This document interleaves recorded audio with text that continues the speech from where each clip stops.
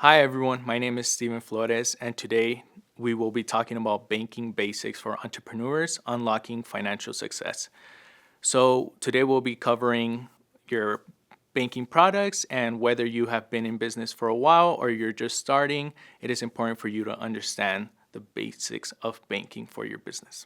During today's presentation, we will be talking about business banking products, account requirements, navigating the banking system, banking strategies, and the different resources that are available for you.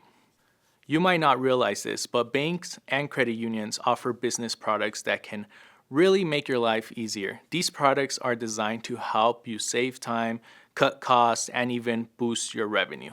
Let's take a look at some of these products that they offer. Some of the key products that a bank or credit union might offer for business accounts are credit cards, line of credits, term loan, business checkings, and cash management. Starting with the first three, these are all lending products. Credit cards are very common, and you might already have a personal one. They're great for short-term expenses like supplies, gas, or travel expenses. However, be cautious when using a credit card for larger purchases because they tend to come with higher interest rates. Also, make sure that you ask your bank if your credit card reports to your business credits, just because some banks don't do this. With that said, credit cards can be a useful tool for building business credit. A line of credit works similar to a credit card in the way that you have a limit, but you don't have a physical card with you. Instead, you can transfer the funds into your account as needed for short-term expenses or emergencies, like covering your payroll or an invoice. The great thing about a line of credit is that you only pay interest in the amount that you use. It can also be used for like overdraft protection to cover your business checking accounts. Next, a term loan is one of the most common type of loans. With a term loan, you apply for a lump sum of money and then you repay it with interest over time. This type of loan is typically used for bigger long-term investments such as buying property, expenses, equipment, or supporting expansion plans. Now, business checking accounts are often the first product you'll open when setting up your business account. These accounts are crucial for managing deposits and withdrawal. Most come with online banking or mobile banking, which allows you to have access and manage your funds easily. Some even offer interest, meaning you can earn a little extra money just for keeping the account open. It's important to use your business checkings for all transactions so you can keep track of every expense and every income. Finally, many banks offer cash management products. As a business owner, you have a lot to handle, and these products can help you streamline processes like automatic payments, ACH transfers, invoicing, and cash flow tracking. Cash management services save you time and make it easier to stay on top of your finances. Just remember, any of these products that aren't business checking accounts fall into the cash management category. So to sum it up, these are the key products that can help you manage your business finances, each offering unique benefits depending on your needs. So now that we know what a business bank account can offer, what do we need to open an account? What are those requirements? Let's take a look. Let's go over a checklist of the most common documents that most banks or credit unions may ask for when you're gonna go open a business account. First, you'll need your employer identification number, also known as an EIN. This is like a social security number for your business, and you can get this by applying through the IRS. If you are a sole proprietor, you can simply use your personal social security number instead. Next, if you are a corporation, you'll need your articles of formation. If you are an LLC, you'll need your articles of organization. These are provided by the state when you register your business. Another document that you'll need is a certificate of good standing, which is also issued at the state level. This shows the bank that your business is in good standing and that there is no issues. You'll also need 2 forms of ID, such as your driver's license and your passport. Additionally, some optional documents may be requested depending on your situation. These include a business plan, an operating agreement, or even your business tax returns. Especially if you are applying for a loan, So make sure that you have these items ready when you visit the bank to open your account. Just as the bank will ask for certain documents, it is important that you also ask them the right questions to make sure that the account fits your needs. Start by asking about fees. Are there any monthly fees, transaction fees, or hidden costs associated with the account? You'll also need to know what type of transactions you can do. Are there any restrictions on cash or debit card transactions? Another important question is whether the financial institution is insured. This ensures that your funds are protected. Lastly, ask about their customer service. It is essential to know how responsive and helpful they are, especially if you run into an issue. Remember, you're choosing a bank or a credit union to make your life easier, so it's worth taking the time to find the right fit for your business. Now we're going to look at some real-world examples to hopefully help you navigate the banking system effectively. Now let's go through a couple scenarios to think about when deciding whether to use your business debit card or your credit card. So scenario 1, you own a neighborhood self-service laundry and one of your customers just lets you know that the coffee machine is out of creamer. Do you use your business debit card or do you use your credit card to go buy the creamer at the supermarket? Since this isn't a large expense, using a debit card is probably fine. However, you might want to consider the benefits of using the credit card. Does your credit card offer rewards or points for grocery store purchases?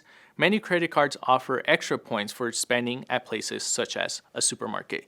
If that's the case, using your credit card might actually be the better option in this example. Just remember to pay off your balances to avoid any interest charges. So now scenario 2, you own a small framing shop. It has been a great month in sales, but the cash flow is a little slow, and you are getting close to the minimum required balance in your account. An employee tells you about a great deal on packaging boxes. Do you use your debit card or would you use your credit card? Many banks have a minimum required balance, and if your account falls below this amount, they'll usually charge you a fee. Since you're close to that threshold, it might be better for you to use your credit card for this purchase to avoid going below that minimum balance and incurring those fees. Remember, the goal with banking products is to save you money. I'm not saying that you should always use your credit card, but it is important to analyze each situation and consider the benefits of either option. Building a good relationship with your financial institution can be extremely beneficial for your business. When clients ask me where they should open their business accounts, my first recommendation is usually to go with the bank where they already do their personal banking. Why? Because you already have an established relationship with them. This relationship can also save you time and money. For example, your bank might waive fees for you. They might not need to verify your information every time you walk in, and you might not need to schedule an appointment to speak to a representative. These are just a few of the benefits that come with having a strong relationship with your bank. You can build this relationship in several ways. You can get educated about your bank's products, get to know the employees, attend their networking or social events, or even simply by knowing your business processes to make their jobs easier. There are many ways to strengthen your relationship with your bank or credit union, but the key is to make sure you are actively building that connection. Now let's talk about some advanced banking strategies. First, it is important to understand your overall financial position. Take a moment to ask yourself, how is your personal credit? How often do you review your credit report? Do you need any credit coaching? What about your business credit card? Do you even have one yet? Knowing the answers to these questions is key. Using your credit wisely shows banks that you are financially responsible and creditworthy, which builds trust when you apply for funding. Next, let's talk about your financial statements. Do you prepare them yourself? Are you paying a bookkeeper to handle them for you? Can you read and understand them, or do you need to seek some help for that? How often do you review your financial statements? Financial statements tell you a lot about how your business is performing, and it is crucial that you stay on top of them. Finally, don't forget about external factors like the current economic environment and the industrial conditions. These can have a big impact on your business and should be considered when setting future goals. Cash management can be handled in a few different ways by a person, a digital tool, or a combination of both. For example, a cash manager is responsible for overseeing and managing the cash flow of the business. On the other hand, a digital tool like Zelle helps manage money by allowing businesses to easily send and receive payment requests. The goal of cash management is to reduce the risk of having either too much or too little cash on hand. It also gives you a better visibility into how the cash is being used, and it gives you control over when it's spent. Digital cash management tools make this process even easier. By streamlining cash flow, they provide real-time access to data and account information, helping you make more informed decisions about your cash flow. Here are some best practices to help you manage your business finances and improve your chances of securing a business loan. First, keep your personal and business banking accounts separate. This is crucial for maintaining clear financial records and protecting your personal assets. I have included some key reasons for this practice in the bullet points, so feel free to refer to them. Next, make sure to review your business financials regularly.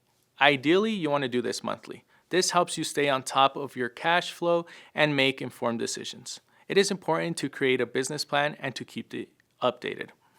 Remember, a business plan is a living document that evolves as your business goals changes. Regular updates ensure that you are always aligned with your current vision.